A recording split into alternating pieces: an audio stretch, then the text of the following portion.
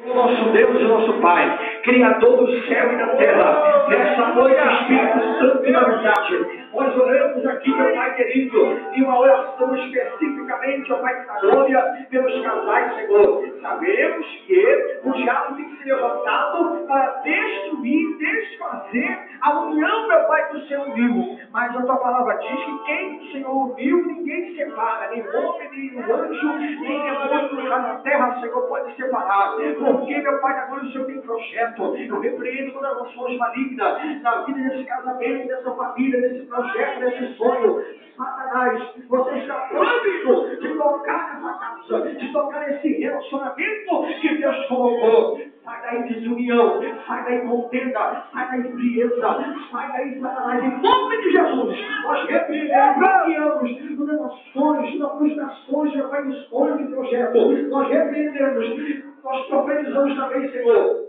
que esse casal vai ser um dos maiores casais, mais felizes, meu Pai de Deus do seu nome. As portas vão se abrir, o Senhor vai trazer aquele que se perdeu. Ai, na baixada, na barriga. Tem casais aqui, Senhor, que precisam de uma restituição. E essa noite eu vejo alianças douradas de fogo, meu Pai, descendo. E o anjo do Senhor é que vai cantar. Ai, na prospera esse casal, Jesus. Prospera esse casal, Jeová. Vai quebrando o arco, cortando a lança, queimando os carros no fogo. Prospera esse casal. Meu Deus, e quem está enrolado no seu caça, quem está, meu Pai querido, bloqueado, o Senhor libera a vitória. E a vitória em nome de Jesus.